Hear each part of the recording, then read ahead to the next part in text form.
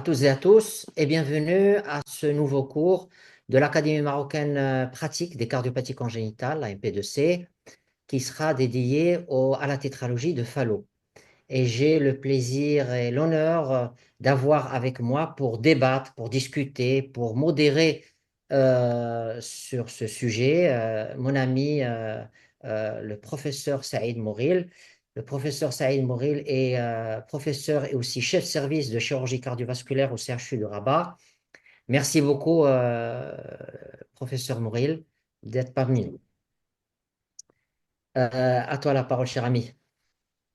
Bonsoir à tous. C'est un plaisir, merci Samy pour l'invitation. C'est un plaisir pour moi aussi de participer à ce webinaire consacré à la tétralogie de Fallot. Comme tu le sais très bien, c'est une pathologie médico-chirurgicale, mais dont le traitement est obligatoirement chirurgical. Donc, nous avons certainement beaucoup de choses à partager entre cardiologues et chirurgiens. Et j'espère qu'il y aura une interactivité avec les présents. Donc, sans tarder, je te passe la parole. Voilà, donc je vais partager ma présentation et je voudrais, avant de commencer, remercier tous les gens qui participent de près ou de loin à la réussite de ces webinaires et, en particulier Younes au nom de la société SB Consulting et qui a participé à la réalisation de ce webinaire. Voilà, je voudrais juste, avant de commencer, vous demander si jamais vous avez des questions. Vous avez le chat, vous posez la question, toutes vos questions qui vous passent par la tête, et puis on répondra à ces questions-là avec plaisir. Voilà, donc sans trop tarder, on va commencer avec ce cours sur la tétralogie de Fallot. C'est 5-8% des cardiopathies congénitales et c'est la plus fréquente des cardiopathies congénitales cyanogènes. Ce n'est pas la plus fréquente au moment de la naissance, parce que la plus fréquente à la naissance, c'est la transpo des gros vaisseaux, mais c'est la plus fréquente en général des cardiopathies qui sont cyanogènes. La chirurgie, la réanimation et les soins intensifs ont beaucoup participé à l'amélioration du pronostic de cette cardiopathie congénitale cyanogène, puisque 90% de ces enfants qui ont été opérés vont arriver à l'âge de 25 ans. Alors, elle peut être syndromique, elle peut rentrer dans le cadre d'un syndrome dans 20% des cas, elle peut être associée à la trisomie 21, au syndrome d'Alagille de Di-George avec la microdélétion 22q11, et puis il peut y avoir quelques mutations génétiques que vous avez sur votre écran. Des cas de récurrence de la tétralogie de Fallot ont été décrits, c'est-à-dire que si un père ou une maman a une tétralogie de Fallot, donc dans 3% des cas, donc l'enfant qui va naître peut avoir une tétralogie de Fallot. Et combien de fois on a eu des cas familiaux de tétralogie de Fallot? Alors, sur le plan embryologique, c'est une cardiopathie qui fait partie du panel des cardiopathies congénitales conotroncales et c'est dû essentiellement à la migration, à un défaut de migration des cellules de la crête neurale. L'élément principal, et ça c'est très important, c'est qu'il y a un défaut de liaison entre le septum conal et le septum musculaire, et ce qui va aboutir sur le plan anatomique à ceci. Regardez cette image, une très très belle image, et vous voyez ici l'aorte, vous voyez ici le septum conal, vous voyez ici le septum musculaire, et vous voyez ici la voie de chasse droite. Et quand l'élément principal, et si vous comprenez cet élément, c'est-à-dire vous allez comprendre tout le reste de l'anatomie de la tétralogie de Fallot, ce septum conal, il est dévié en avant, et donc c'est ce qui va créer la CIV, c'est ce qui va créer l'obstacle à l'éjection du ventricule droit, notamment la sténose infundibulaire et parfois au niveau valvulaire. Donc cet élément est extrêmement important à retenir pour l'anatomie de la tétralogie de Fallot. Alors, le premier élément de l'anatomie, c'est la CIV. C'est souvent une CIV qui est périmembraneuse, hein. Elle peut être étendue au septum infundibulaire. Elle est souvent très large, hein.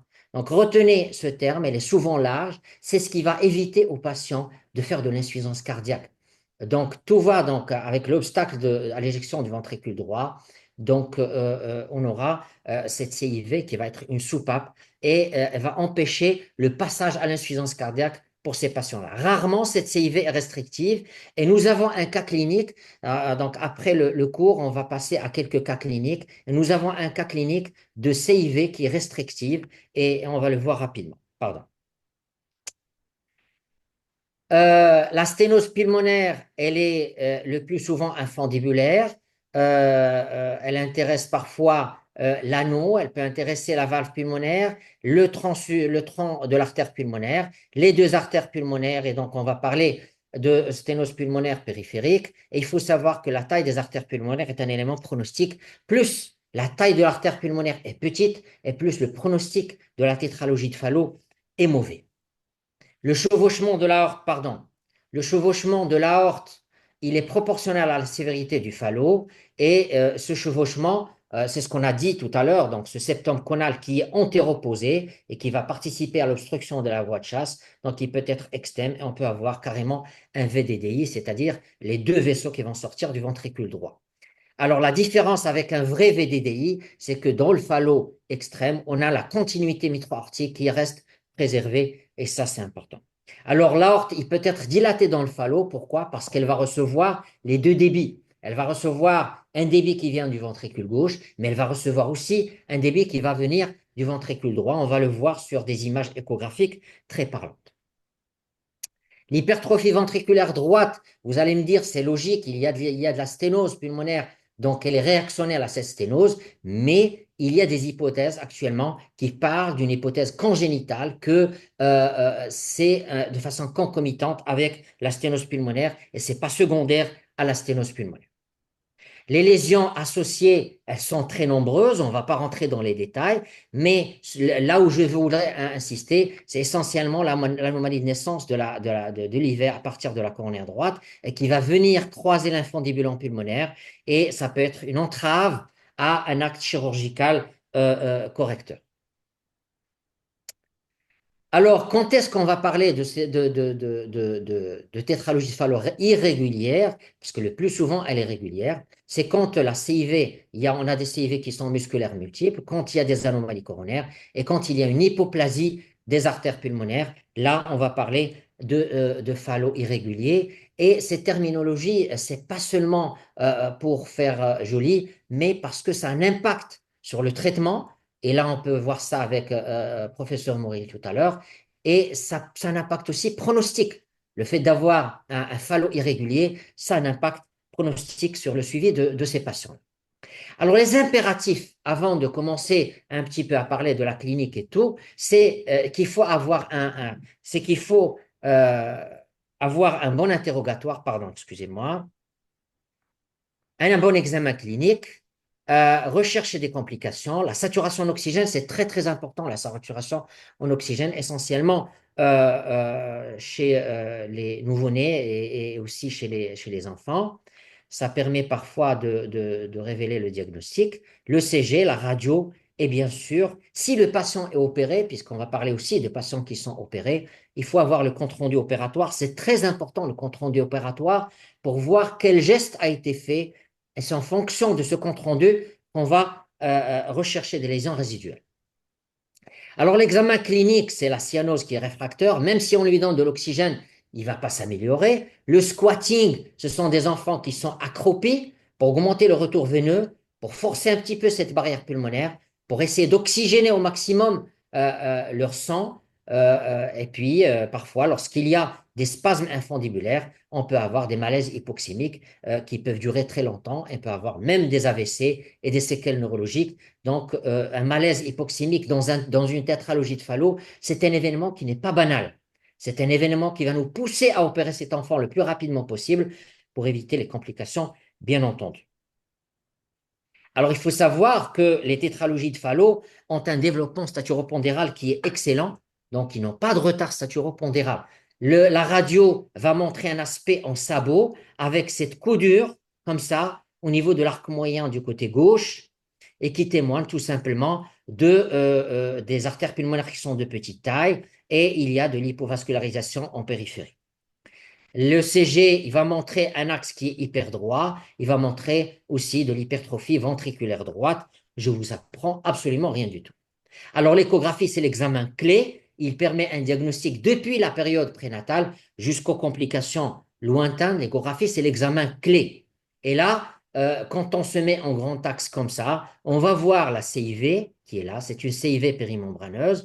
On va voir le chevauchement de l'aorte avec la dilatation de l'aorte qui va recevoir du sang venant du VG, mais aussi du ventricule droit. Et vous allez voir quand vous faites la couleur qu'il y a un champ droite-gauche, c'est-à-dire du bleu qui fait fuir la sonde et à travers cette CIV. Et quand on se met en 5 cavités, vous voyez encore une fois le chevauchement de l'aorte sur le septum interventriculaire, la CIV qui est très large, et vous voyez ici cet aspect en Y avec le sang qui va venir du VG, mais aussi du VD, avec le shunt droite-gauche, c'est-à-dire du ventricule droit vers l'aorte, c'est d'un shunt droite-gauche. Et c'est ce qui explique la cyanose chez ces patients-là. Quand on se met en petit axe, vous avez ici l'aorte en petit axe et vous avez l'artère pulmonaire. Vous avez ici le septum conal dont j'ai parlé tout à l'heure, qui est complètement désaligné par rapport au septum musculaire. Et vous avez la sténose pulmonaire. Ici, on a une sténose qui commence au niveau de la valve et parfois, elle commence au niveau infundibulaire, bien entendu, le plus souvent. On a un Doppler continu pour avoir la sévérité de cette sténose pulmonaire. Ici, on a un gradient de pression à 65 et parfois la CIV, regardez ici une CIV un peu particulière qui est infundibulaire, qui est très très proche de l'artère pulmonaire et de la valve pulmonaire et de la valve aortique. Alors, la CIV, comme j'ai dit tout à l'heure, elle peut être restrictive. Regardez ici une CIV qui est très, très petite. Ça n'a rien à voir avec la CIV qu'on a vue tout à l'heure et qui est très large. Regardez cette CIV ici qui est très, très large. La CIV est extrêmement large, alors que dans ce cas précis, vous avez la CIV qui est très petite et vous avez une dilatation, une hypertrophie dilatation du VD et qui dysfonctionne, une dysfonction du ventricule droit, d'accord? Et vous voyez qu'il y a des pressions de remplissage qui sont très élevées à droite. Vous voyez ici une veine cave inférieure et des veines sus hépatiques qui sont très dilatées jusqu'au segment, jusqu'au troisième segment. La sténose pulmonaire, donc ici vous avez une sténose pulmonaire qui est infundibulaire mais aussi valvulaire. Là, avec la couleur, on voit très bien l'aliasing qui commence à ce niveau-là. Et là, encore une fois, on voit très bien la sténose qui peut être aussi supravalvulaire et le gradient de pression avec le Doppler continu.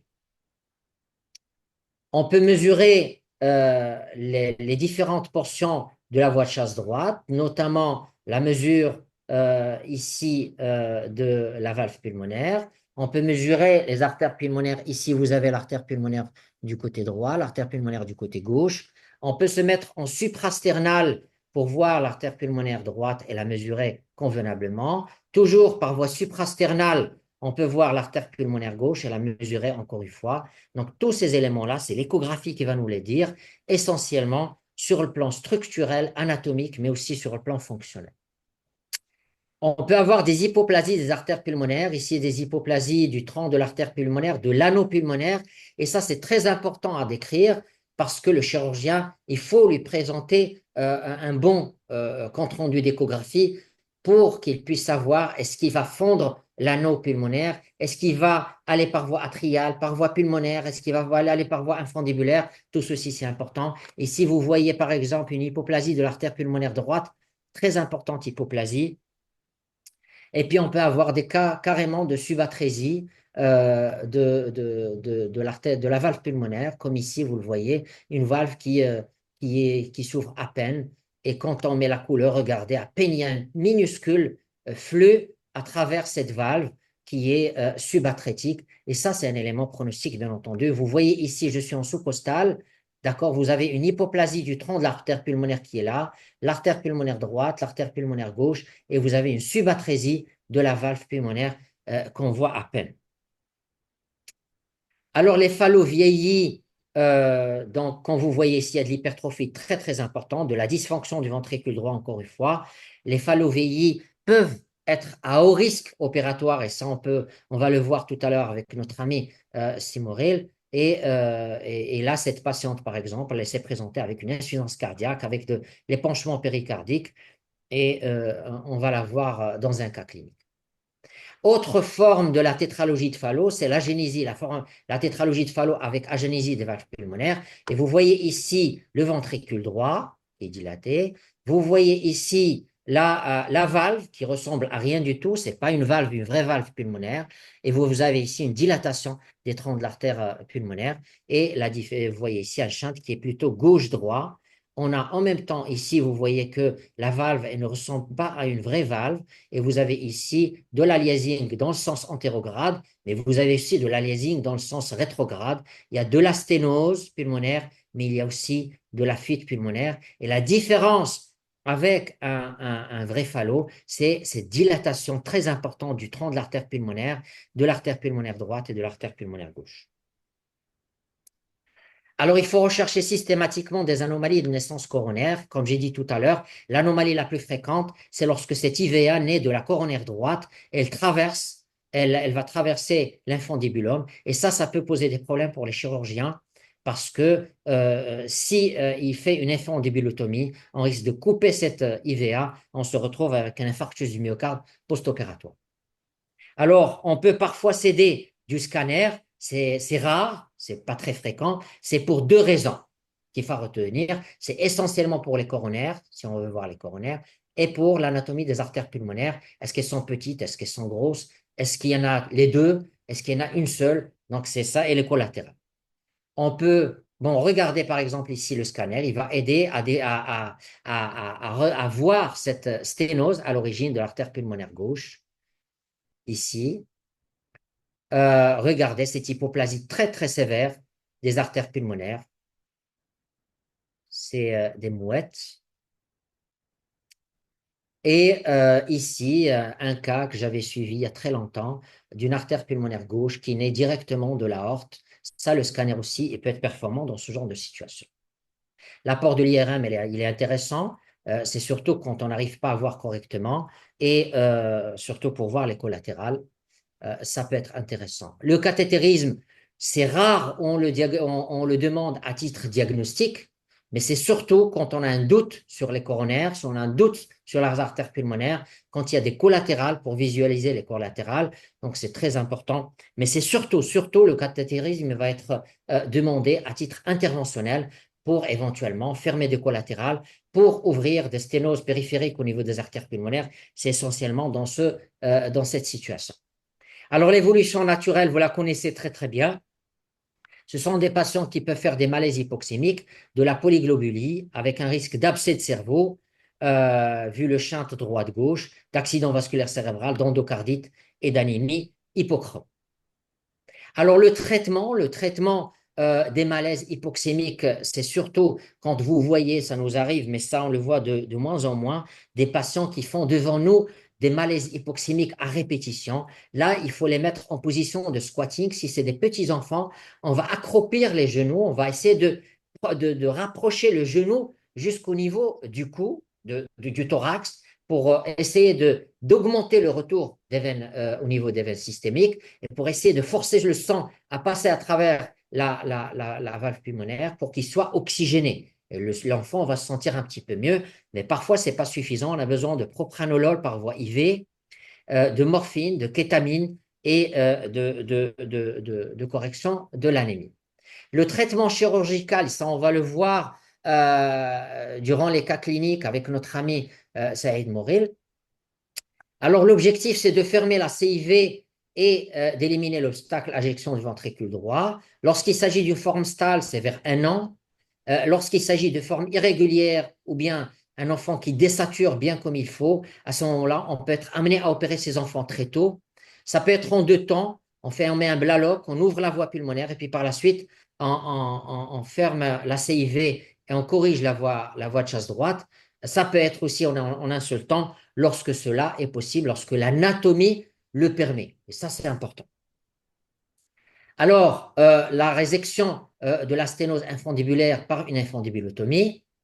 L'anneau pulmonaire, ça peut être une simple commissurotomie. On ouvre avec une bougie de Hegar et puis parfois, ce n'est pas possible. À ce moment-là, il faut mettre un patch transannulaire. Et donc, qui dit un patch transannulaire, c'est-à-dire qu'on va fondre l'anneau pulmonaire, et donc il n'y aura plus de valve pulmonaire, et donc on va exposer ce bébé et cet enfant à une fuite pulmonaire post-opératoire qu'il va falloir surveiller et évaluer ultérieurement.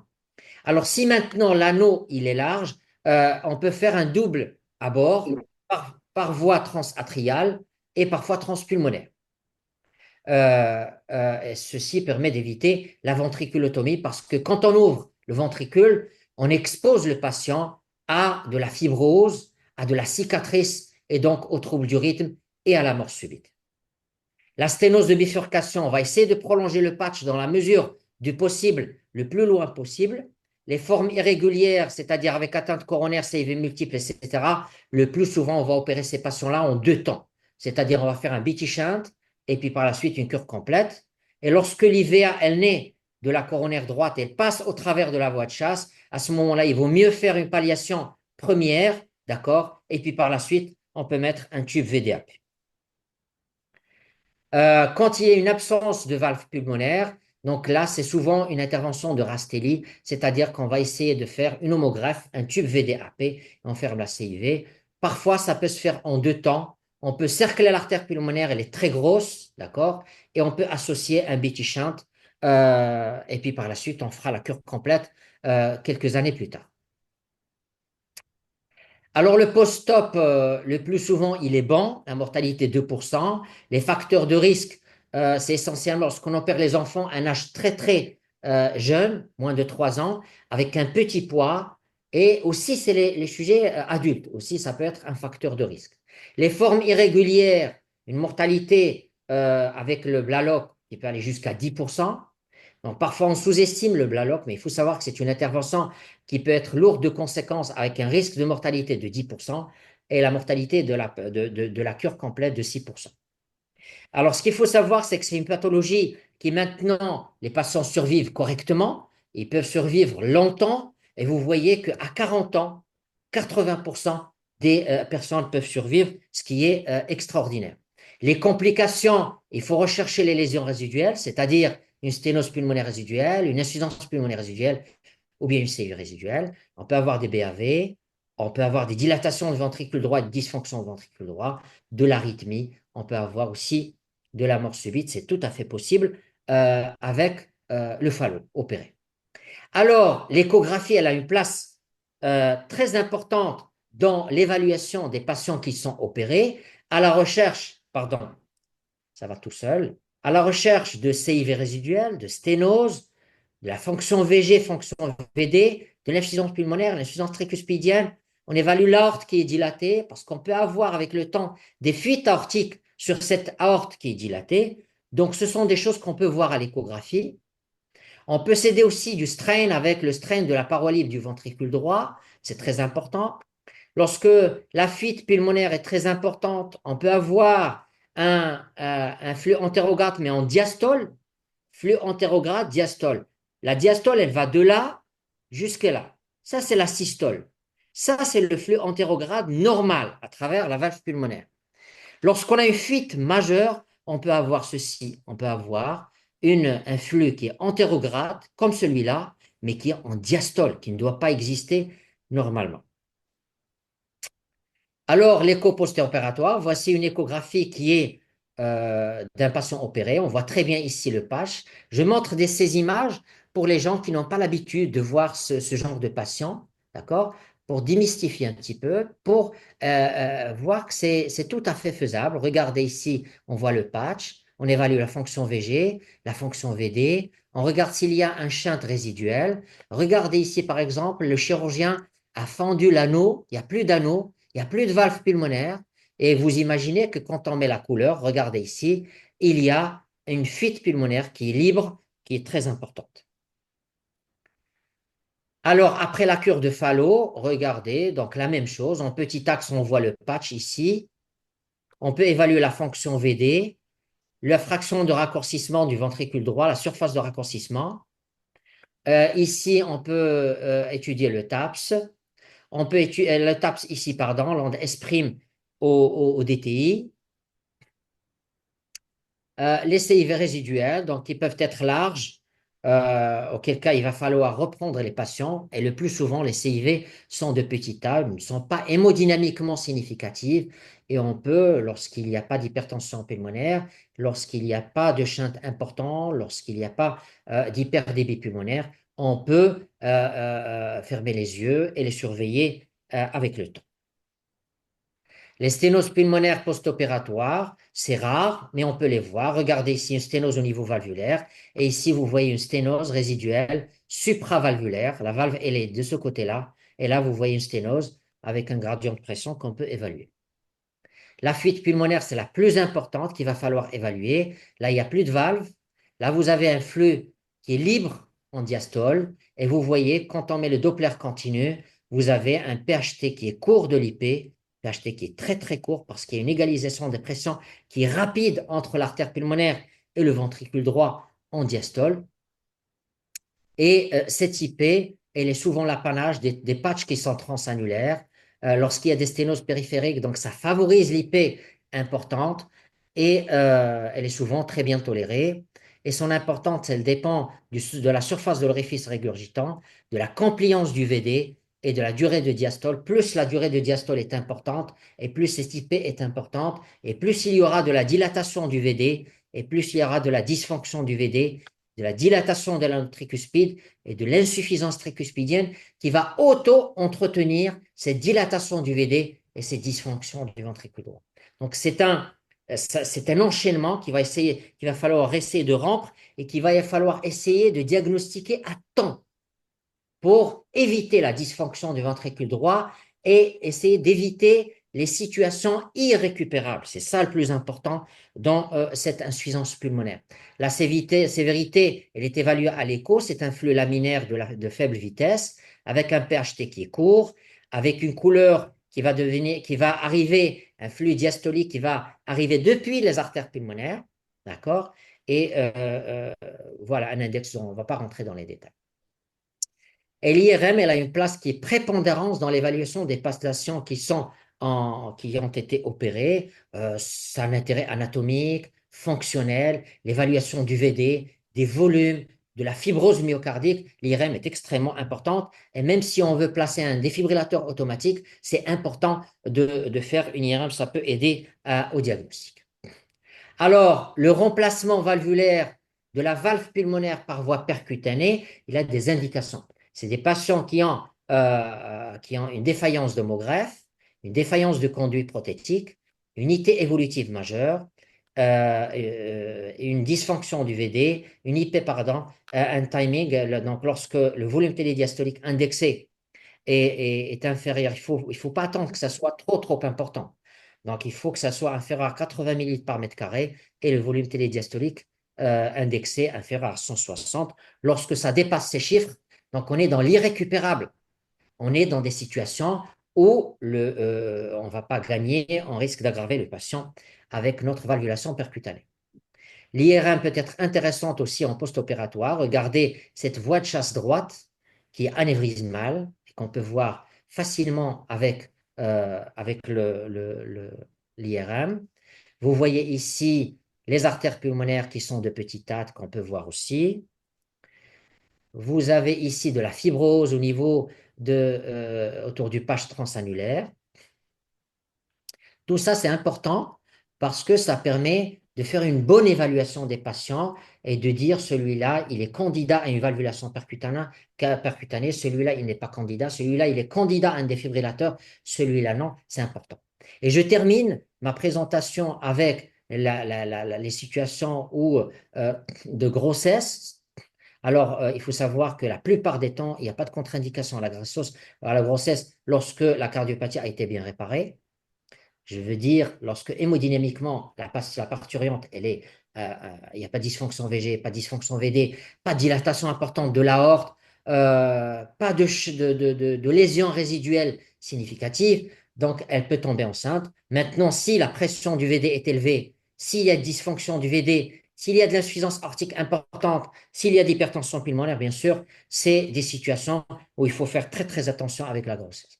Le sport, il n'y a pratiquement pas de restriction lorsque, encore une fois, le patient a été bien réparé. Et j'insiste beaucoup, Pour qu'il y ait une très bonne réparation, il faut qu'il y ait une bonne évaluation de la tétralogie de Fallot préopératoire. C'est très important.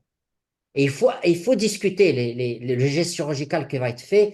Et ce n'est que comme ça qu'on peut obtenir des post-opératoires qui sont de bonne qualité et bien sûr qui vont autoriser la grossesse, qui vont autoriser le sport, etc. Bien sûr, le sport de faible intensité avec éviction de sport isométrique, c'est-à-dire s'il y a un risque d'arythmie, de mort subite, s'il y a de la dysfonction VD encore une fois, et si l'aorte est très dilatée. Voilà, en conclusion, c'est une pathologie qui est fréquente. Il faut ausculter correctement les patients. Il faut ausculter tous les bébés et tous les enfants à la naissance. Ce n'est que comme ça qu'on peut diagnostiquer un maximum de tétralogie de Fallot et les traiter à temps. Deuxième chose, il faut faire de la saturation, d'accord, régulièrement. Lors de toutes les visites, éventuellement pour les vaccins, il faut prendre la saturation. Ce n'est que comme ça qu'on peut diagnostiquer un maximum de cas.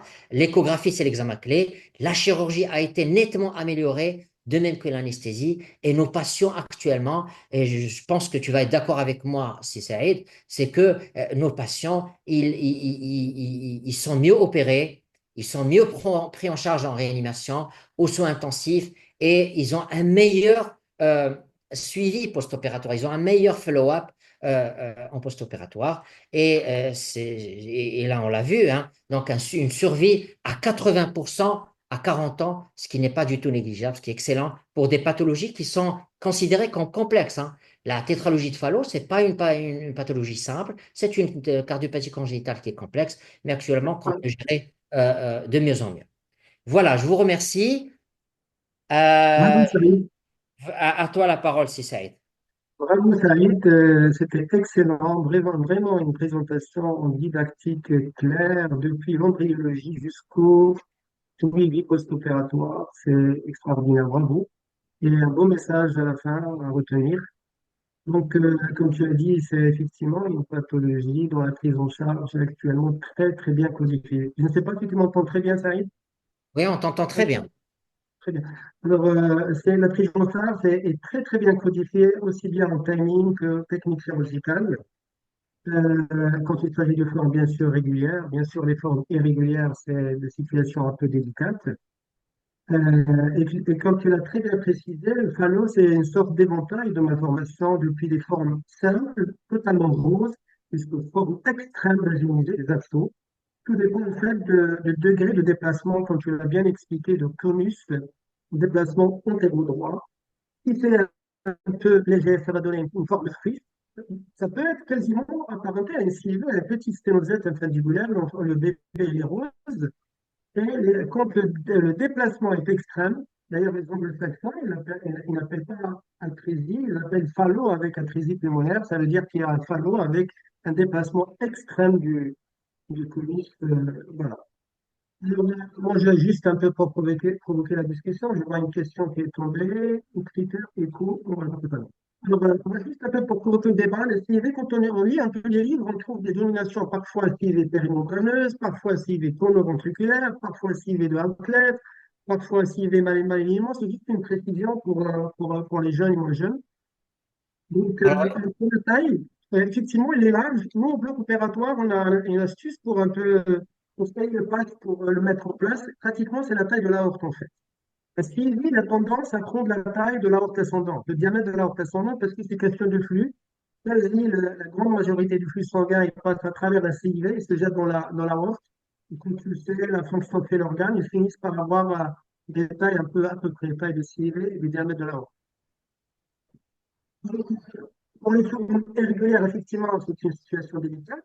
Mais ce qu'il faut savoir, laquelle, attends, on t'a pas entendu, hein, si tu peux pour t'approcher un les peu. formes irrégulières, c'est des Oui, situations un peu délicates dont la prise en charge parfois diffère d'un centre à l'autre. C'est au cas par cas. Par contre, les formes régulières, comme tu as bien dit, l'indication actuellement est très bien codifiée. Mais ce qu'il faut noter, c'est qu'il faut faire une grande différence entre les formes régulières avec anneau de taille correcte et les formes régulières de taille qui est un peu petit, un petit anneau. Et ça, on ne le trouve pas beaucoup. Mais sur le plan chirurgical, sur le plan pronostic, ça a un retentissement très important. ouais. Parce que autant qu'on les forme un anneau qui est correct, on corrige la correction complète et pratiquement l'enfant est quasi guéri. Quand celui qui a un anneau sur lequel on a fait une fuite pulmonaire, c'est un enfant qui va rester malheureusement avec un suivi très très rapproché durant toute sa vie. Saïd, toi, en tant que chirurgien, il faut qu'on profite de ta présence. On te remercie infiniment. Dis-moi, en tant que chirurgien et qui a beaucoup d'expérience, que tu as opéré beaucoup de phallos, quels sont les éléments dont tu as besoin de la part d'un cardiologue ou d'un cardiopédiatre pour que tu réussisses ton acte? Ben, évidemment, c'est ça, c'est surtout la voie pulmonaire en fait. L'anneau pulmonaire, la sténose pulmonaire, et l'artère pulmonaire, les bronches, ça c'est très important. Et il faut absolument jeter un coup d'œil sur la voie pulmonaire parce que c'est ça ce qui va déterminer en fait le pronostic du malade se dépend de la voie pulmonaire. La taille de l'anneau, l'artère pulmonaire et surtout les branches. Et il ne faut pas hésiter parfois, si on a un doute à compléter par un ange scanner quand on a un doute sur les branches pulmonaires. Ça c'est un point important. Bien sûr qu'il faut regarder le VD, le VG, ça c'est très important. Les anomalies coronaires, oui, ça, maintenant avec l'échocardiographie, il y a des amis qui peuvent faire le diagnostic, c'est important. Et parfois, il y a des surprises évidemment opératoires, c'est toujours pour nous. Hein, quand on ouvre, on fait une exploration aussi, parce qu'il y a des anomalies coronaires qui peuvent échapper. Il y a parfois des vainqueurs supérieurs gauche aussi qui peuvent gêner un peu la mise en place de la CEC. Alors, Bon, supposons que le cardiopédiatre n'a pas vu l'anomalie coronaire, d'accord, de l'IVA kiné du ventricle de la coronaire droite, et que toi, tu ouvres, tu pars en CEC, d'accord, et que tu tombes sur cette anomalie. Bon, l'IVA, elle est épicardique, tu vas la voir. Quelle est ta réaction dans ce genre de situation? logiquement, il faut faire un diagnostic avant de partir en CEC. Dès qu'on ouvre, avant de partir en CEC, il faut Oui. faire une exploration voilà, macroscopique avant de partir en CEC et de mettre en place les canules. Bien sûr, si on tombe sur une anomalie coronaire, il faut faire la part entre l'anomalie coronaire, dans la situation, on est obligé de prendre l'anneau ou pas. Parce que c'est ça qui va conditionner. Si tu as une anomalie coronaire avec un anneau petit et tu es obligé de prendre l'anneau, c'est une situation délicate. Soit tu vas décider pour faire une geste palliative, soit mettre d'emblée un tube de VDAP. D'accord? Absolument. Par contre, si on n'est pas obligé de fondre l'anneau, que l'anneau de taille est acceptable, là, on peut faire des artifices et on peut faire une cure complète sans être vraiment gêné par cette anomalie. On peut évidemment faire une cure artérielle et transpulmonaire sans ouvrir la fin du mulon, et donc on ne veut pas toucher à l'artère coronaire. On peut faire une petite incision qui peut être un peu oblique pour ne pas barrer le trajet de la coronaire. Donc, c'est des situations, il faut faire la différence entre quand on a fait de l'anneau ou pas. Donc, si la condamnation, c'est compliqué. Si l'anneau n'est pas fondre, donc on peut trouver une solution et cure complète sans problème. Merci beaucoup, si Saïd. Donc, il y a cette technique qui consiste à opérer par voie transatriale et par voie transpulmonaire sans toucher l'infundibulaire, qui est quand même assez séduisante. Oui, c'est une technique, effectivement, mais il faut qu'il y ait un anneau, encore une fois, un anneau pulmonaire de taille acceptable pour pouvoir travailler à travers l'anneau pulmonaire. Tu vois, c'est une forme un peu pas trop sévères. C'est intéressant d'éviter évidemment l'infundibulectomie parce que la cicatrice infundibulaire, effectivement, il peut donner des lésions cicatricielles tardives, trop de rives, comme tu as dit. Euh, et bien sûr, il faut bien fermer la CIV par voie aussi transacrienne. Hein. Ça, c'est important parce que parfois, la difficulté aussi de fermer, parfois on est obligé de désinsérer la valve tricuspide pour avoir Après, accès à un patch étanche, à mettre en place un patch de la CIV étanche, une manière étanche, parce que c'est très important de ne pas garder aussi une CIV résiduelle. Hein. C'est pas trop. est-ce qu'il y a des questions concernant le cours avant de passer au cas clinique? Alors, j'ai une question, quels sont les critères échographiques de sévérité de l'insuffisance pulmonaire? Ben, les critères, on les a cités tout à l'heure. Alors, il y a tout d'abord, vous allez voir déjà cliniquement, vous allez voir en 2D qu'il n'y a plus de valve pulmonaire. Il n'y a plus de valve pulmonaire, donc il y a juste un reliquat de la valve pulmonaire. Et quand on met la couleur, il y a le flux couleur qui est tout à fait libre hein, en diastole. Deuxièmement, euh, voilà, donc est-ce que vous voyez mon écran? Est-ce qu'il est Là, toujours? Il est toujours. Donc, il y a le flux laminaire il y a le pHT qui est court, inférieur à 100 millisecondes. Alors juste le pHT, on le prend ici, hein. Donc on se met au sommet de le flux de l'IP et puis la descente, d'accord? On met notre pHT ici et vous allez voir, si vous avez un pHT qui est court, inférieur à 100 millisecondes, c'est un élément en faveur de la sévérité de la fuite pulmonaire. Autre chose, il y a le reflux couleur. Alors le reflux couleur, je vais vous le montrer parce que les gens ont posé la question. On a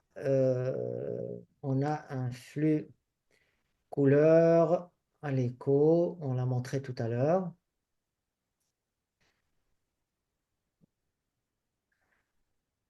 Attends, chirurgical.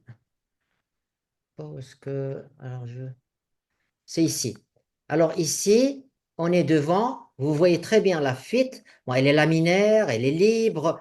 Il n'y a pratiquement pas de valve. Mais si vous vous mettez ici au niveau de l'artère pulmonaire du côté droit, vous allez voir qu'il y a un flux diastolique aussi. Donc, ça veut dire il vient de très loin. Il vient de très loin des artères pulmonaires périphériques. Et ça, c'est un élément de gravité. Autre chose, il y a cet indice, l'indice de fuite pulmonaire, qui est tout simplement un rapport entre le temps de régurgitation par rapport au temps de la diastole. Je vais vous expliquer un petit peu ce que c'est. On est en diastole ici, on est en diastole, d'accord? Le temps de la diastole complet, il va de là jusque là. Le temps de la régurgitation, il va de là jusque là. Et lorsque le rapport entre ce temps de la fuite sur le temps de toute la diastole, lorsqu'il est inférieur à 0,7, c'est un élément de sévérité.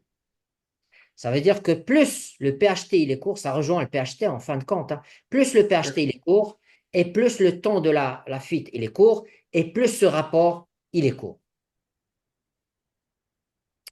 Une petite précision physiopathologique sur les fuites pulmonaires, parce que, en fait, les fuites pulmonaires, ils ne sont jamais massives. Pourquoi? Parce Les que fuites, parce qu'on ne t'entend ils pas sont très bien. à, à- à- Ouais, je reste un sais pas petit si peu de ce côté-là. De ce côté-là, tu es c'est mieux. bon. Oui, oui. C'est bon. La fuite pulmonaire, en fait, expérimentale. Quand on a la valve pulmonaire sur l'animal, la fuite ne dépasse pas 50% du volume éjecté.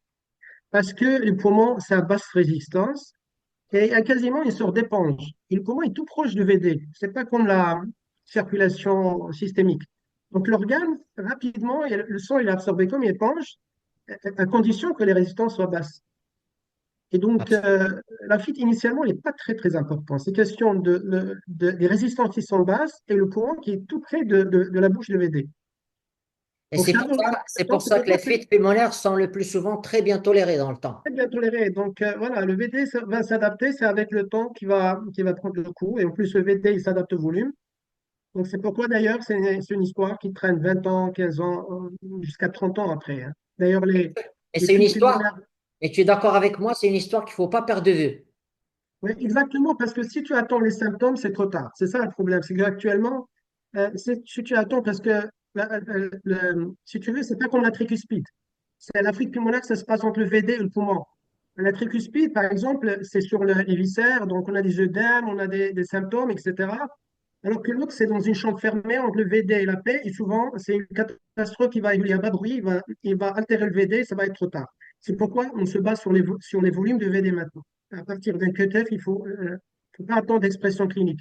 Si tu as des éléments cliniques, ça veut dire que tu es un peu tard. Absolument. Bon, si tu es d'accord, on va passer au cas clinique. OK. Il y a On une autre est question, bien. mais c'est toujours le même qui nous pose des questions. Ben, c'est bien, c'est Oui. bien. Quand prendre en charge Mets-toi une sur l'autre hypo- côté. On ne t'entend pas très bien. Ok. Quand prendre en charge une IP post-opératoire, quels sont les cut-offs? Parce que l'IRM est obligatoire pour évaluer l'importance de l'IP ou pour mieux évaluer la fonction VD. Voilà. Alors ça, c'est une excellente question. Ça, c'est une excellente question. Ce qu'on fait d'habitude, c'est qu'on contrôle les patients, bien entendu, cliniquement et essentiellement avec l'échocardiographie. Si on voit que le ventricule droit commence à se dilater, Et quand il y a quand on voit que les volumes sont un petit peu élevés, bien entendu, il faut passer obligatoirement par une IRM. C'est important. Et si vous avez des volumes télédiastoliques indexés qui sont aux alentours de 140 millilitres par mètre carré, donc là, il va falloir faire quelque chose. Il ne faut pas attendre que les volumes soient trop élevés pour aller faire vers la valvulation percutanée. Et deuxième chose, il ne faut pas attendre les signes d'insuffisance cardiaque droite, il ne faut pas attendre les signes de dysfonction du ventricule droit. D'accord. Il faut vraiment qu'il y ait un bon timing pour proposer ces patients-là à une valvulation pulmonaire. Ok. Il y a une autre question. Prise en charge diagnostic du fallot pendant la... Oh là là. Ah, il te dit prise en charge diagnostic du fallot pendant la grossesse. C'est-à-dire un phallo qui n'est pas encore opéré. Je ne sais pas, est-ce que c'est la femme qui est... Alors, les cardiopathies congénitales cyanogènes en général, c'est pas des bons candidats à la grossesse, hein. Donc, il faut essayer de les corriger bien avant, ça c'est clair, hein. Il faut corriger avant la grossesse. Bon, maintenant, si on est devant une parturiente qui vient se présenter à vous avec un phallo, bon, ça dépend un petit peu de l'âge de la grossesse et c'est des situations c'est des décisions qui se prennent un petit peu en stade avec les réanimateurs, avec les gynécologues, avec les obstétriciens pour prendre la bonne décision. Si l'âge de grossesse il est encore précoce, on peut proposer une interruption thérapeutique de grossesse. Si la grossesse est avancée, à ce moment-là, on essaiera de gérer comme on peut, euh, mais c'est des situations qui deviennent de plus en plus exceptionnelles. Une autre question, Alors, si Saïd, sur les... maintenant, je sais pas parce je sais pas qu'est-ce qu'il veut dire un petit peu par la gestion de grossesse avec le phallo. Si le phallo il est opéré, ça dépend des lésions résiduelles. Et ça, on l'a dit tout à l'heure, ça dépend, est-ce qu'il y a une dysfonction VD, de la dilatation du VD, est-ce qu'il y a des arythmies? Parce que l'évaluation de cette patiente ou de ce patient qui est adulte, c'est très important sur le plan rythmique, sur le plan hémodynamique, sur le plan anatomique. Il faut voir les lésions résiduelles et tout ceci va vous donner une idée. Est-ce que cette parturiente, est-ce qu'elle peut avoir une grossesse? Est-ce qu'elle peut la mener à terme ou pas? Dernière question sur les formes vues tardives avec dysfonction biventriculaire, en rapport avec une fuite aortique côté gauche. Ben écoutez, c'est des situations, encore une fois, qui deviennent de plus en plus rares, que les Occidentaux, donc, ils voient pratiquement plus. Nous, ça nous arrive de voir de temps en temps. Moi, je suis en train de suivre actuellement une femme d'ailleurs, je vais vous présenter son cas clinique et qui ne veut pas se faire opérer, que je traite médicalement. Mais tu es d'accord avec moi, Saïd, que c'est des situations qui sont à haut risque, hein. C'est des patients qui vont Ouais, avoir donc, de la dysfonction ah VD, ouais, qui bien vont sûr. avoir un risque d'arythmie, qui vont avoir un risque d'avoir des collatérales, c'est tout à fait possible à cet âge-là. Un risque hémorragique péropératoire. euh, donc, c'est des situations qui sont un peu risquées. Voilà, qu'il va falloir bilanter aussi correctement avant de les opérer. Il ne faut pas se contenter seulement de l'échographie. On aura peut-être besoin d'un scanner, d'une IRM, d'un cathétérisme cardiaque s'il le faut, d'accord, pour essayer de se prémunir de toutes les précautions avant d'opérer ces patients-là. Ok, donc on passe au cas clinique, comme On ça passe on au cas est deux points. clinique. Je crois qu'il y en Et a quatre ou cinq. on Pardon, discutera au fur et à mesure. on discutera au fur et à mesure. Alors, Ayoub, il a 6 ans. Pardon, je vais mettre en diaporama. 6 ans, il a de la cyanose. Voilà. Voilà son échographie.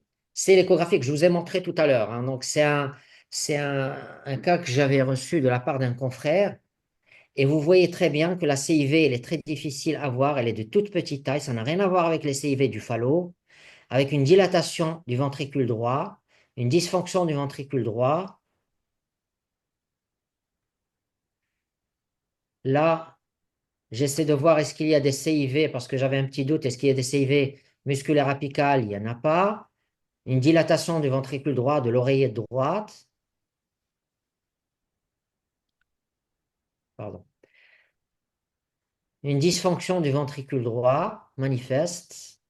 Vous voyez le septum ici, l'aorte qui est à cheval et la CIV, elle est vraiment très, très minuscule à ce niveau-là. La dysfonction du ventricule droit avec le DTI. Ce ventricule droit qui est très trabiculé, qui dysfonctionne, et j'essaie de dégager un petit peu la CIV. Elle est là, elle est toute petite. C'est ce qu'on appelle des tétralogies de Fallot avec CIV restrictive. La sténose pulmonaire qui est à ce niveau-là, infundibulaire et valvulaire, les deux. Et par moment, donc au tout début de la vidéo, vous allez voir le flux entre le ventricule droit et la chambre de chasse du ventricule gauche et qui s'inscrit en bleu, pas celui-là, celui-là. Donc il est vraiment au tout début de la vidéo. Et ça, c'est un flux restrictif hein, qui montre que la CIV, elle est de toute petite taille. C'est un flux aliasé, alors que normalement, la CIV, elle est large et il y a une égalisation de pression. Et c'est pour ça que dans ce cas précis, le ventricule droit, il ne trouve pas, excusez-moi, c'est pour ça que dans ce genre de situation, le ventricule droit, il trouve un obstacle devant lui. Il ne peut pas s'échapper par la CIV large et il finit par se dilater et par subir une dysfonction systolique. Il n'y a pas de CIA? Non, il n'y avait pas de CIA dans ce cas. Et ici, on peut calculer l'artère pulmonaire droite à ce niveau-là. Je suis en suprasternal. On peut calculer, elle est de très bonne taille. Euh, Ici, on revoit la sténose pulmonaire à ce niveau-là, le tronc de l'artère pulmonaire, les artères pulmonaires droite et gauche, et l'aorte qui est souvent dilatée par rapport à l'artère pulmonaire, bien entendu. Alors, on peut mesurer l'anneau pulmonaire, le tronc de l'artère pulmonaire, on peut mesurer l'artère pulmonaire droite à son origine, l'artère pulmonaire gauche à son origine. Avec l'échographie, on peut faire pas mal de choses, hein. Et vous voyez ici qu'il y a des pressions de remplissage qui sont très élevées chez ce patient-là. Il y a 6 ans, et ça, c'est à cause de la dysfonction du ventricule droit. Voilà, des veines sushépatiques qui sont très dilatées et des remplissages à droite qui sont très élevés. Donc, maison, tétralogie de Fallot, série restrictive à champ droite-gauche, sténose pulmonaire valvule hyper serrée, les artères pulmonaires qui sont relativement de bon calibre, une dysfonction VD et des pressions de remplissage qui sont élevées. Alors, j'avoue que quand on a vu un petit peu ce cas, je crois si Xavier Hériart, il nous entend, donc il se rappellera de ce cas. On l'avait vu ensemble et on s'est dit, c'est un cas qui probablement va avoir de gros soucis en post-opératoire avec la dysfonction VD et tout ça. Mais cet enfant, il a été opéré, pardon, cet enfant, il a été opéré et avec des suites opératoires qui étaient très, très simples, vraiment comme une lettre à la poste et ça s'est très bien passé. Alors, est-ce que tu as des remarques, Saïd, ou un complément que tu veux Je ne sais rajouter? pas comment peut-on évaluer la fonction VD. Est-ce qu'il y a, à travers les gradients, est-ce qu'on peut pas avoir une idée? Est-ce que les gradients engendrés par le VD Mhm. peuvent nous donner une fonction, une Alors, idée sur le... d'habitude, on dit que lorsque le gradient il est très élevé, Ouais.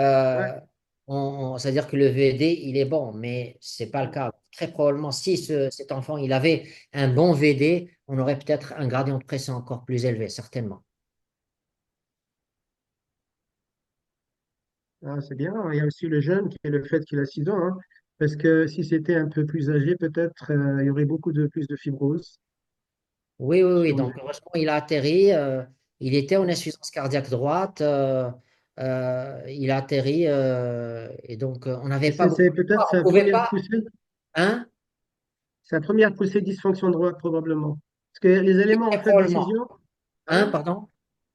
quand tu as un patient qui a fait plusieurs poussées droites, des situations comme ça, c'est très mauvais. Quand il est âgé avec plusieurs poussées droites, c'est très mauvais. Oui, oui, c'est ce qu'on s'est dit, hein. On est parti avec un très, très mauvais pronostic. D'ailleurs, on a expliqué au papa que le post-op il risque d'être très, très difficile. Mais c'était pas le cas. C'était pas le cas. Et euh, voilà. Donc, comme il est jeune, comme on peut espérer que le ventricule droit, il pouvait récupérer si on levait les obstacles, que ce soit à travers la CIV ou à travers la sténose pulmonaire. Et c'est ce qui s'est passé. Et je pense, tu es d'accord avec moi, on n'avait pas, en préopératoire, on n'avait pas beaucoup le choix. Tu es d'accord? Non, bien sûr, Si on évidemment, l'avait laissé, cet enfant-là, il serait pas bien. bien sûr. Non, bien sûr qu'il faut l'opérer. Les cardiopathies par obstacle, il faut les opérer, c'est comme ça, hein. Oui, C'est les fuites qui posent problème. oui. Est-ce que tu as, est-ce que tu as des questions sur le chat? Pour l'instant, non. Ok, on continue donc. Alors, deuxième cas, donc c'est une adulte, c'est celle que je voulais vous montrer. Elle a 41 ans, elle est mère de deux enfants. Elle a eu deux enfants, et le plus jeune, au moment où je l'ai vu, il avait 13 ans. Le dernier accouchement était sans beaucoup de difficultés, hein, selon la patiente. Elle n'avait pas beaucoup souffert. Alors, elle présentait lorsqu'elle est venue en consultation, de l'angine de poitrine, d'effort et de la dyspnée. Elle était très symptomatique à l'effort. Elle avait carrément des signes d'insuffisance cardiaque, cette patiente, avec une saturation à 68%, un axe droit, de l'hypertrophie ventriculaire droite, donc des forces droites qui étaient majeures. Et voilà son échographie, donc une hypertrophie du VD qui est énorme, une aorte qui est à cheval sur le septum interventriculaire. Regardez ici, la CIV est très large, on la voit très bien.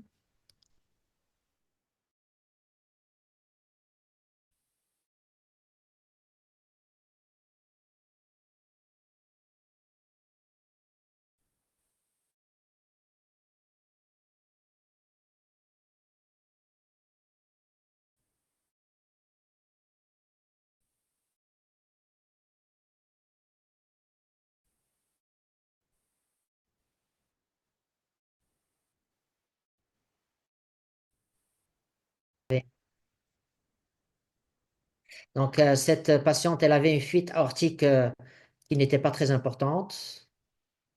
Et là, on voit la sténose pulmonaire. Vous avez ici l'aorte pour les jeunes.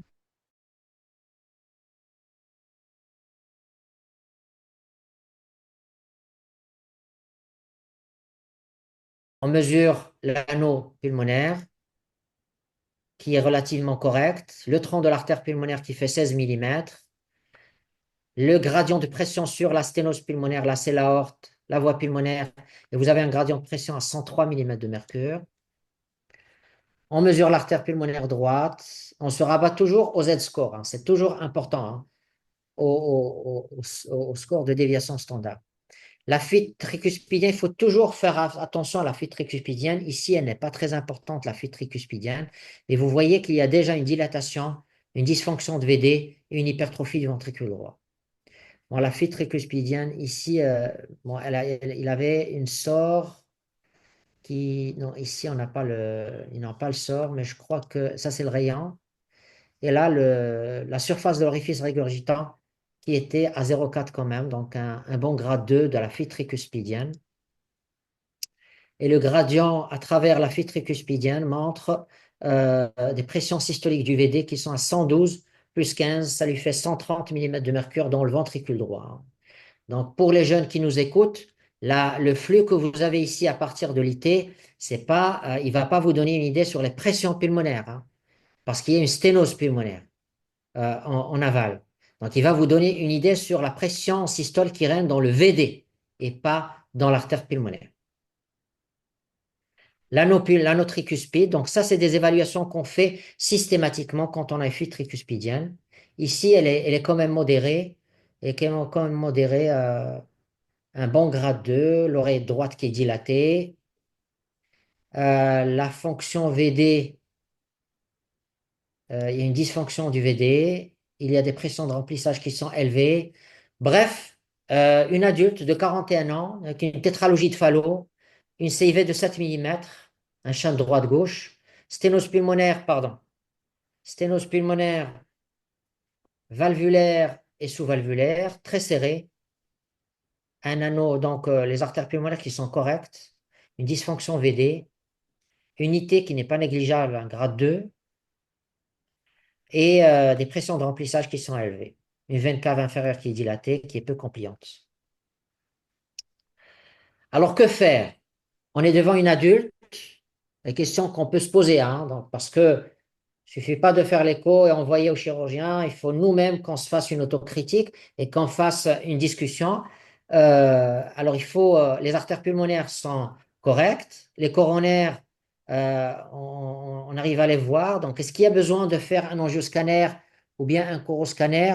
Une patiente âgée de 41 ans, selon les recommandations, ils disent que la chirurgie des cardiopathies congénitales au-delà de 40 ans, il faut faire une coronarographie ou bien un coroscanner pour étudier les coronaires. C'est une adulte, il vaut mieux étudier les coronaires avant de faire un geste pour ce phallo.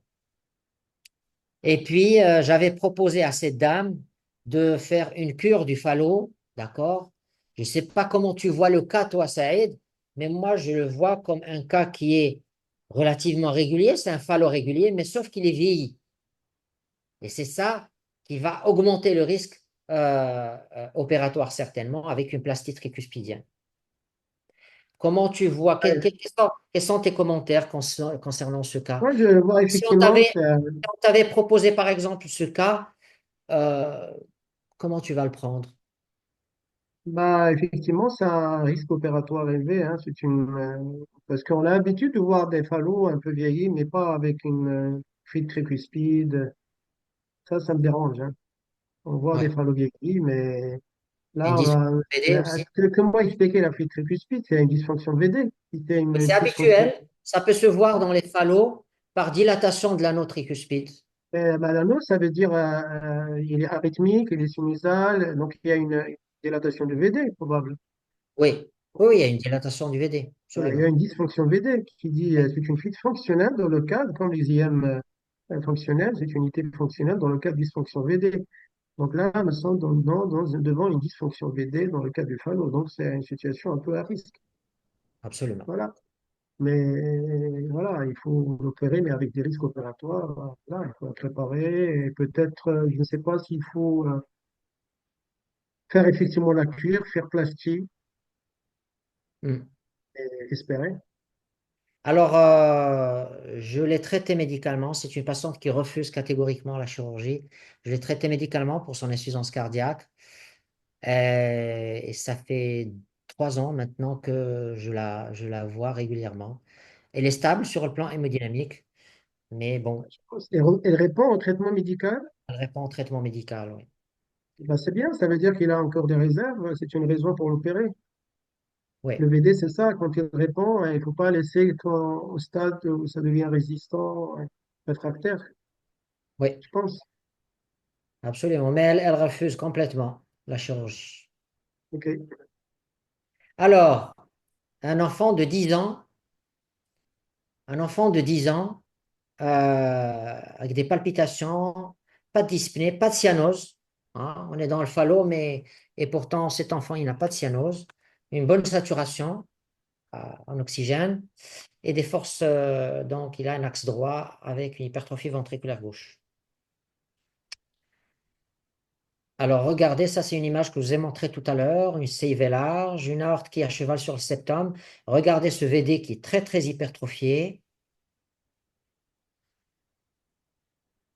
Ici, contrairement à tout à l'heure, vous avez un shunt qui est gauche-droite. Vous avez du rouge entre le ventricule gauche et le ventricule droit. C'est pour ça qu'il n'est pas cyanosé, ce patient-là.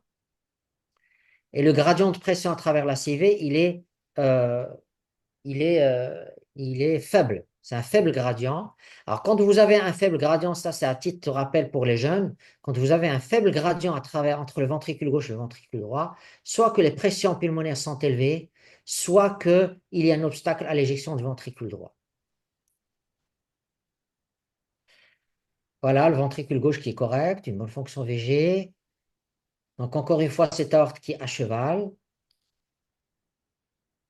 Le shunt à travers, donc c'est un shunt, on va dire, bidirectionnel, mais essentiellement gauche-droit. Et là, on est frappé par un truc qui est inhabituel dans le phallo. Il y a un anneau qui est petit, certes, mais on est frappé essentiellement par l'artère pulmonaire qui est très dilatée. Alors, on avance dans l'évaluation. Vous voyez cette artère pulmonaire qui est anévrismale, très dilatée. L'artère pulmonaire droite très dilatée, l'artère pulmonaire gauche aussi. Et quand on essaye de se focaliser sur la valve, vous voyez que ça ressemble à tout sauf à une valve pulmonaire. Donc, il y a un reliquat de valve. L'anneau, il est petit, ce qui va créer une sténose et peut-être une fuite aussi. On zoome sur cette valve et vous voyez qu'il n'y a pratiquement pas de valve pulmonaire. Et le tronc de l'artère pulmonaire qui est très dilaté. Donc, c'est une image qu'on a vue tout à l'heure. Il y a la sténose, mais il y a la fuite aussi à travers cette valve. C'est ce qu'on appelle les fallots avec agénésie des valves pulmonaires. Voilà un gradient de pression antérograde qui a 101 mm de mercure. Le tronc de la paix qui est très dilaté. Et en résumé, on est devant une tétralogie de Fallot avec agénésie des valves pulmonaires. L'anneau, il est petit, et en même temps, il n'y a pas de valve. Il y a de la fuite et de la sténose, ce qui va dilater les troncs pulmonaires. La CIV qui est large, la sténose pulmonaire qui est valvulaire est serrée, très serrée, l'insuffisance pulmonaire qui est importante et la dilatation, anévrisement des artères pulmonaires. Alors ici, alors ici, euh, Alors ici, qu'est-ce qu'on peut proposer? Alors, j'arrive pas à revenir en arrière, pardon. On va, on va faire comme ça. Oups. Ah, j'ai plus. Pourquoi j'ai plus la main pour enlever? Hmm, Je ne sais pas comment revenir. Younes, Younes, bon, je vais arrêter le partage et je vais revenir peut-être repartager, hein. On peut en Ça te discuter en va? attendant de régler le problème technique, ça arrive? Oui, bien sûr, bien sûr. Oups. Ah, il veut pas. J'arrête le partage. Et j'essaie de partager encore une fois.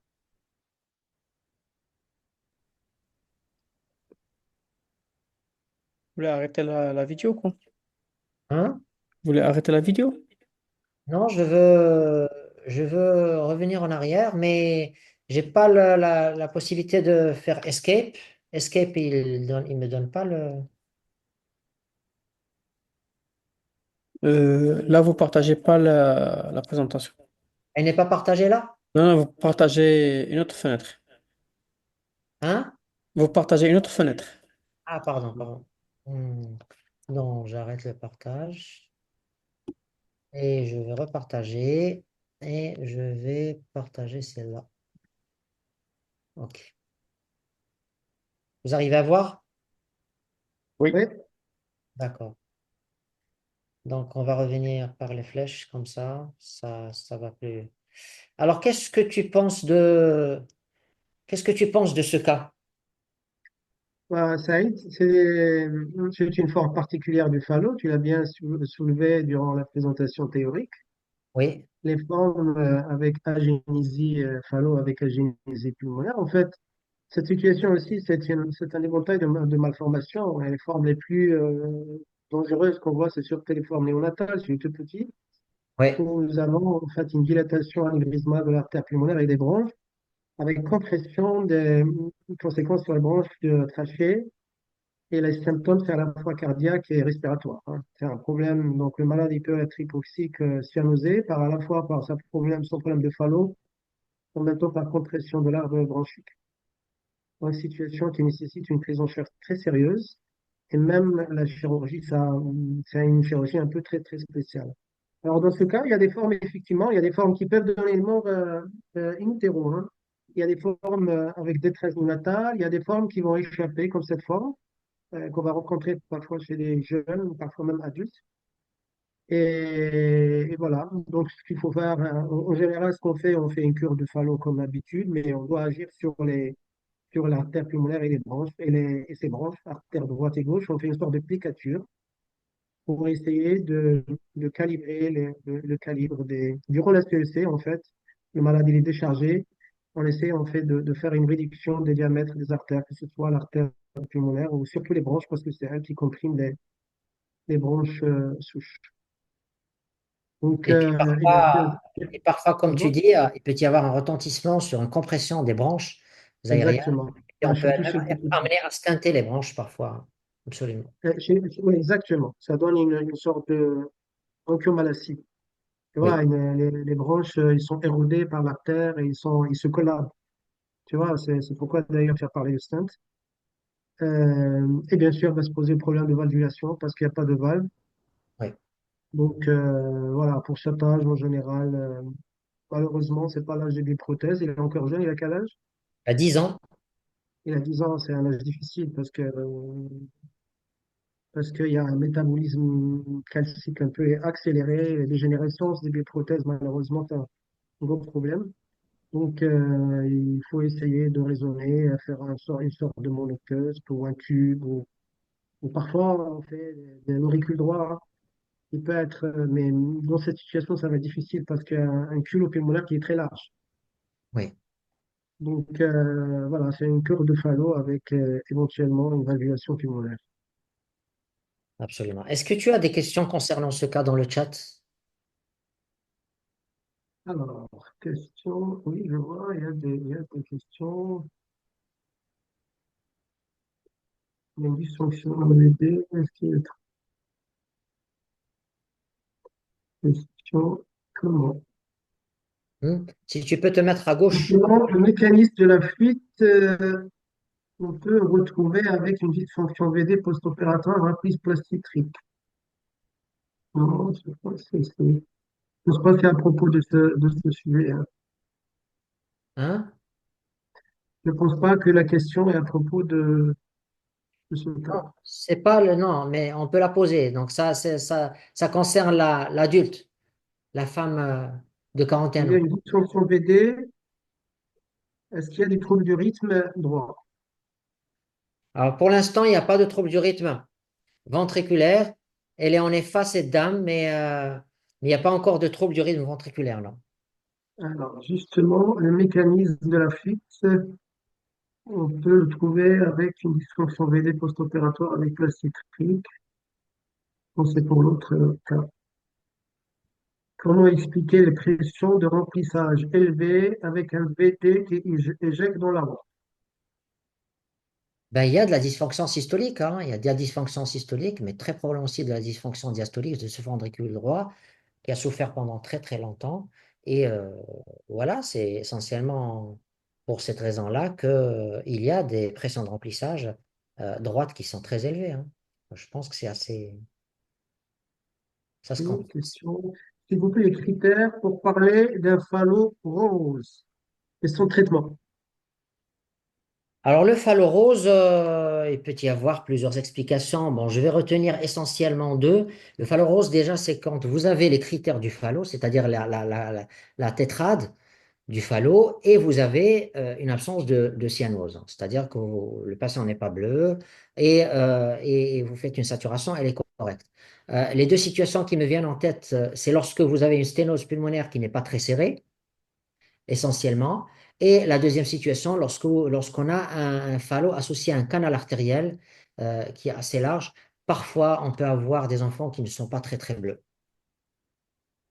Oui, effectivement, quand il y a des collatéralités, ça c'est la catastrophe, hein. Ça, quand tu as un phallo avec, par exemple, quand on voit qu'il y a la voie pulmonaire, elle est relativement serrée et le malade, sur le plan biologique, il n'a pas de polyglobulie, il faut se méfier parce qu'il peut y avoir des collatérales et c'est une catastrophe opératoire pour le chirurgien en gestion est parfois difficile. Et un risque hémorragique élevé, oui.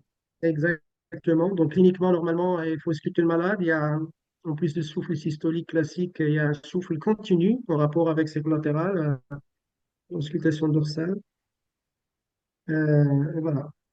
Donc, en plus de ce que tu as dit, la possibilité de collatéral aussi, bien sûr. Donc, la sténose n'est pas serrée, qu'un artériel collatéral. Alors, pour parler, alors, dans ce cas d'agénésie, est-ce que la sténose est protectrice? Et devant la dilatation de la paix, est-ce qu'on peut penser à un cathé droit? En Est-ce que général, on la n'a pas sténose, besoin de cathé droit, on a besoin peut-être d'un angioscanner pour mieux visualiser les artères pulmonaires et le rapport avec les branches. Mais en général, si on a comme le cas qu'on vient de voir ici, quand on a un gradient de pression qui est à 100 millimètres de mercure, on n'a pas besoin de cathétérisme cardiaque, ouais. Quand vous dites la sténose pulmonaire, et l'hypoplasie de l'anneau, elle est protectrice. Otatis vis-à-vis de quoi? Je n'ai pas compris la Et question. vis-à-vis des pressions pulmonaires, vis-à-vis du lit artériolaire pulmonaire. C'est-à-dire que C'est-à-dire qu'avec la CIV qui est large, la sténose ouais, pulmonaire, c'est un phallo, donc sténose pulmonaire, il fait partie des tableaux. oui. C'est pas des tableaux. Maintenant, il y a des formes un peu équilibrées, où il y a une fuite, une sténose. Euh, Tu vois, la voie, elle est assez ouverte un petit peu, pas trop serrée. C'est des malades, je pense que comme cette malade, je pense qu'elle n'est pas très serrée, sa voie pulmonaire, non? Si, si, le petit garçon, Oui, oui, oui, il avait un gradient très serré, hein. Il avait un gradient à 100, environ à 101. Il était à 101. ok. Donc Alors, voilà, il y a encore des questions?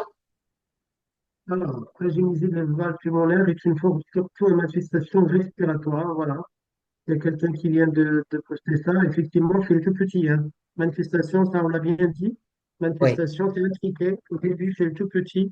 C'est essentiellement la compression des branches avec bronchiomalacie. Et parfois, c'est mixte. Vous avez la cyanose qui peut être d'origine respiratoire et cardiaque. Et parfois même, il y a des anasarques totales, hein. Il y a des expressions un peu très, très précoces de ces formes de zénité pulmonaire, hein. Manifestation néonatale, absolument. Exactement. Alors, si tu es Pour d'accord, on la va passer. chirurgie, oui, Hein? il dit, pour la Mets-toi à gauche, on ne t'entend pas très bien. alors, Voilà. pour la chirurgie, à partir de quel point?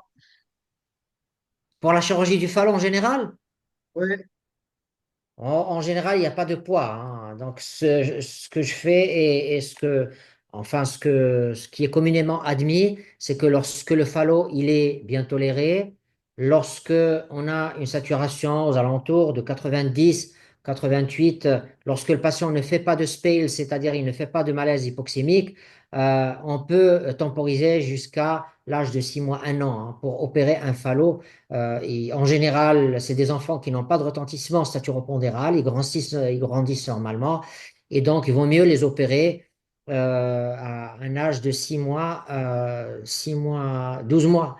Maintenant, pour les formes qui sont irrégulières ou des formes qui sont très cyanosantes, on peut être amené à les opérer très tôt. Et parfois, on peut être amené à les opérer en 2 temps, c'est-à-dire faire un BT dans un premier temps et puis par la suite une cure. ouais, ouais. Bon, je pense que le message il est clair. Bon, je pense qu'il y a, dans certains centres, peut-être dans certains centres d'excellence, et ils peuvent donc être amenés à opérer des phallos à un âge un peu moins de 6 mois. Mais le message, c'est que c'est une pathologie actuellement, sa mortalité opératoire est bien claire. Il faut pas, ça dépasse 1-2%. Tu peux opérer même un petit à 4 kilos, moins de 6 mois, 3 mois, et à condition d'être sûr que ton malade va sortir, tu as l'expertise pour ça. Donc c'est important. Donc Absolument. on peut opérer à n'importe quel âge, hein, finalement, parce que si tu as un centre d'excellence. Ouais. Donc tu as parlé d'autres choses. Alors pour la palliation, maintenant, la tendance, il y a deux palliations. Il y a le Blaloc classique, hein, qu'on fait partout, qui est le Blaloc modifié. On fait un shunt entre l'artère sous-clavière et l'artère pulmonaire, en général à droite. Mais la tendance actuellement, c'est de faire des ouvertures de la voie antérograde, c'est-à-dire d'essayer de faire un petit pas sur un infundibulaire, soit par voie hybride, de faire une sorte de stent sur l'infundibulum, sur le tout petit qui a des malaises, un oxy qui est tout petit, qui n'est pas prêt. Parce qu'en fait, là, c'est ce qui est important, parce que souvent, on est amené à faire la palliation parce que les artères pulmonaires sont toutes petites. C'est la principale, en dehors des formes irrégulières, bien sûr. Parce que la voie pulmonaire est petite, il ne se prête pas à la cure complète. Et la voie antérograde avec établit un flux pulsatile. Quand on ouvre l'infundibulum, le VT qui a un flux pulsatile, là, ça grandit rapidement. Alors que le shunt systémique, quand on fait un shunt entre l'artère et l'artère, c'est un flux continu. Donc, c'est pas tout à fait, ça doit pas. Et l'autre, il est central, ça donne aussi une augmentation de la taille de deux artères. Alors que Absolument. le shunt, on le fait d'un Sont seul coup. harmonieuses pour éviter les Voilà, sténoses voilà, périphériques. exactement. Mm. OK. Merci beaucoup pour ces précisions. Alors, si vous êtes d'accord, on va passer au dernier cas. On est dans les temps. Alors 15 ans, bon, c'est un cas, je voudrais le présenter parce que ça me pose des problèmes, et ça nous pose, enfin, à toute l'équipe un peu de problèmes. 15 ans, trisomique 21, très agité, très très difficile à examiner cet enfant. Il est suivi depuis 2010. Moi, j'avais vu en 2010, ça veut dire il y a 15 ans, et à sa naissance, il a été perdu de vue complètement. Et là, il revient, il fait des malaises, il est cyanosé, il a une saturation à 76%. Et la particularité, c'est qu'il a un Wolff Parkinson White à l'ECG. Et c'est un enfant qui fait des troubles du rythme. Il fait des troubles du rythme, il fait des crises tachycardiques sur une voie accessoire. On a tenté de l'ablater dans un premier temps, mais la voie accessoire a persisté même après l'ablation.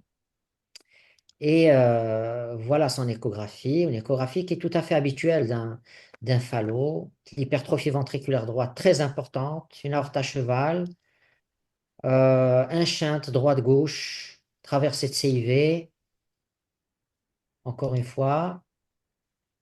Donc la CIV qui est très très large ici, comme vous le voyez, 25 mm de CIV.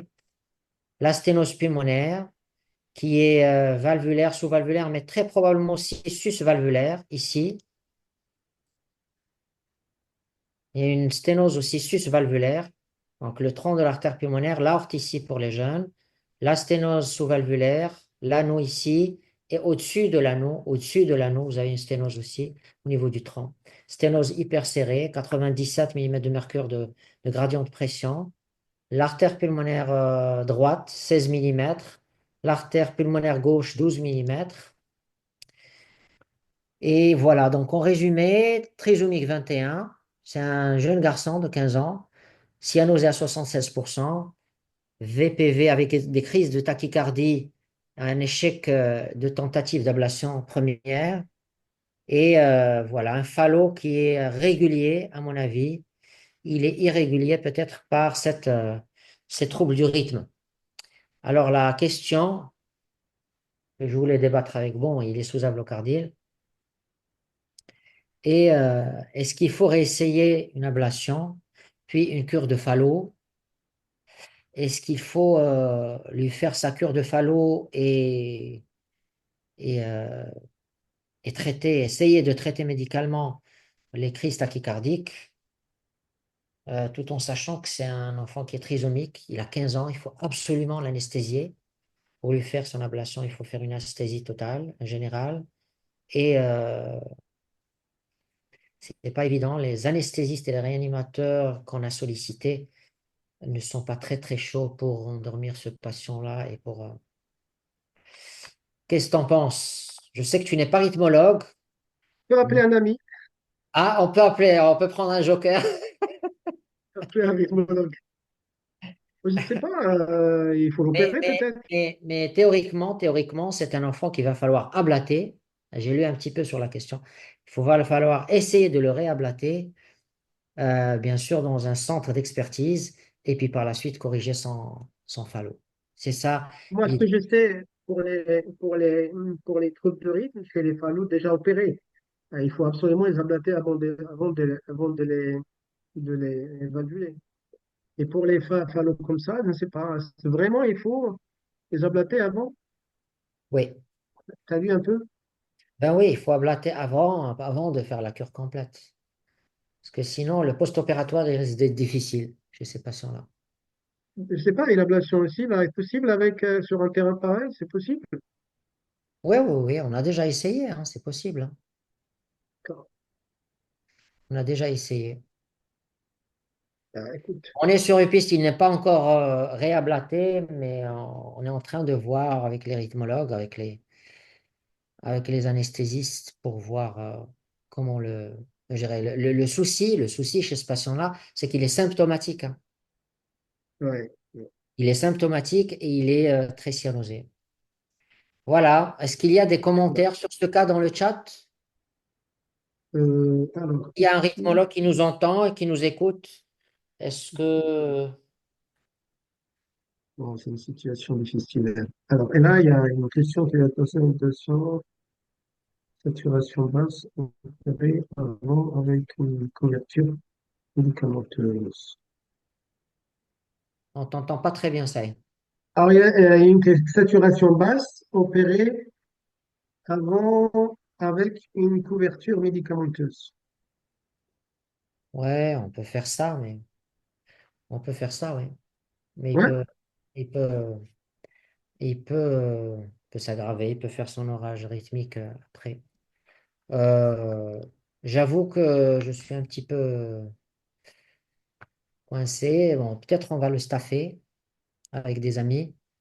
On va le ouais, c'est staffer sûr. et puis on va voir ce qu'on peut proposer, hein.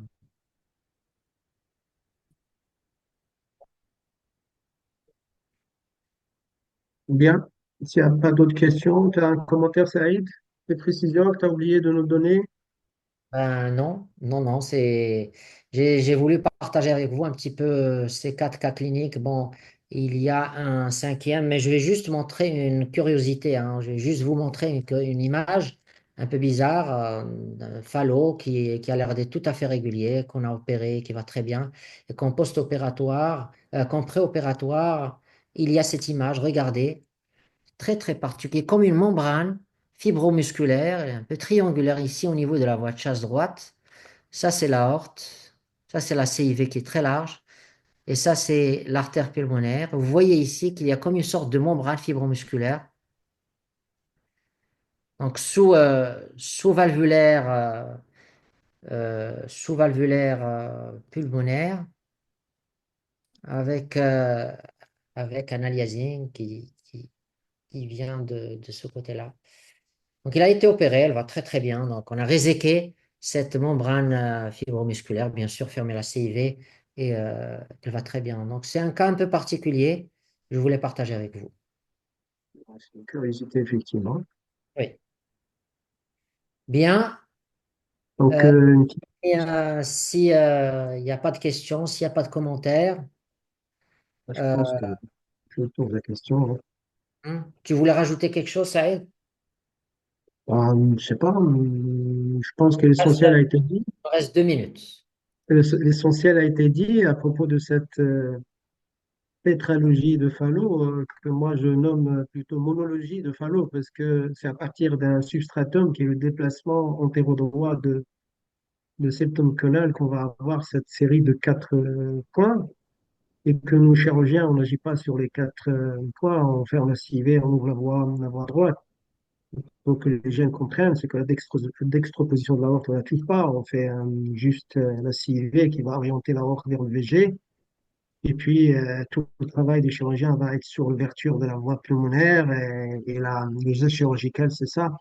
Et finalement, le plus souvent, on transforme un obstacle en fuite. Donc, et absolument, il faut pas que la fuite ne doit pas être très importante. Donc, lever le stack, mais ne pas tomber sur une fuite importante. Et, et voilà. Donc, il faut se méfier aussi pour les cardiologues des CIV multiples. Des CIV multiples à la CIV classique, mais des fois, on a une surprise des CIV et ça peut poser des problèmes, hein, parce que si tu as une CIV résiduelle, ça peut être problématique aussi post-opératoire. Voilà. Donc, moi, sinon, il y a les 24 supérieurs gauche aussi, c'est assez fréquent, on trouve. Il faut savoir gérer. Parce que ça me dérange pour la CEC. Bon, c'est pas quelque chose de difficile, mais il faut y penser. Euh, Moi, j'ai eu la surprise une fois d'avoir quand j'étais débutant, j'avais une veine cave supérieure. Classiquement, il se jette dans le sinus coronaire. Le cardiologue, il voit un sinus large, c'est un signe indirect, il pense. Et moi, j'avais une veine cave qui se jette dans l'oreillette gauche et qu'on n'a pas vue. Et c'était une catastrophe post-opératoire. Quand on a fermé le septum interauriculaire et interventriculaire, on s'est retrouvé avec un malade qui était très très bien opéré. Et malheureusement, il s'est enlosé parce qu'il avait une veine cave qui se jetait dans l'oreillette gauche. C'était une catastrophe. Et on a été obligé de le reprendre post-opératoire. Voilà. Donc, je pense qu'on a fait le tour des questions. Et puis, je pense Toujours que un plaisir. c'est l'occasion aussi de rendre hommage à tous les chirurgiens du Maroc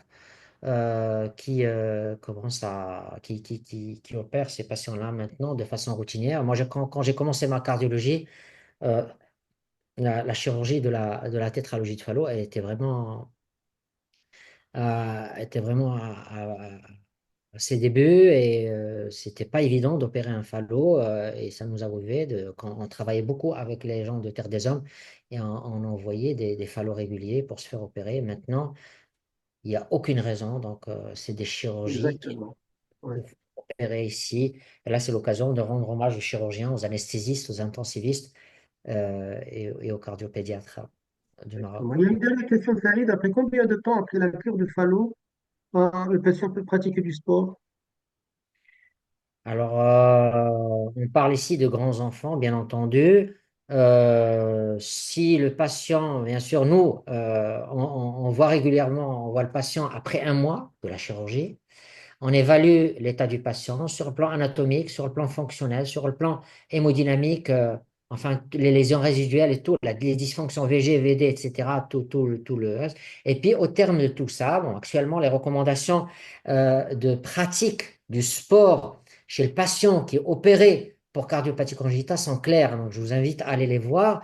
Et là, il y a 5 étapes pour dire si un patient, pas seulement le fallo, hein, ça peut être une cure de CIV, ça peut être une transport des gros vaisseaux, ça peut être, il faut évaluer l'échographie, les lésions résiduelles, il faut évaluer l'aorte, l'aorte est très très importante, il faut évaluer le risque rythmique du patient, il faut évaluer le risque hémodynamique du patient, est-ce qu'il a une dysfonction VG, est-ce qu'il a une dysfonction VD, tout ça il faut le prendre en considération, avec bien sûr le compte rendu opératoire et dire si le patient il peut pratiquer du sport ou pas.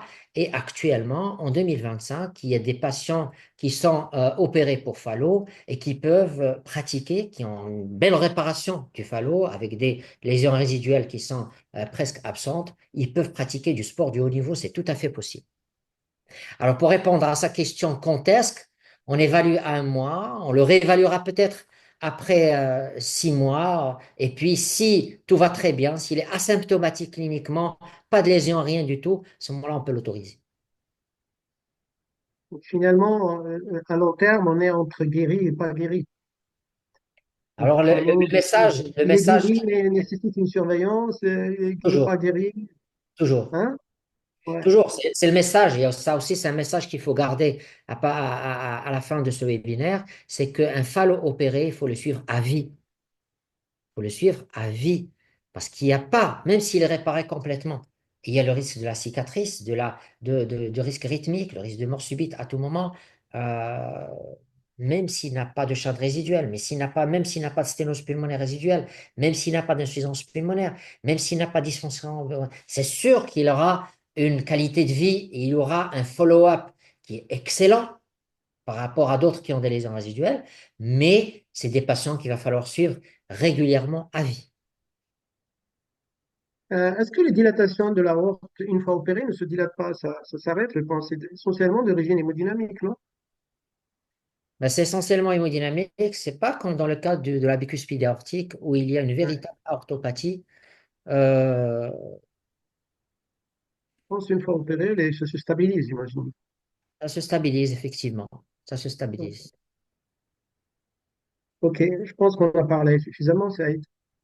Merci beaucoup, Si Saïd, pour tes interventions, pour tes commentaires, pour tes avis et pour avoir répondu à un certain nombre de questions.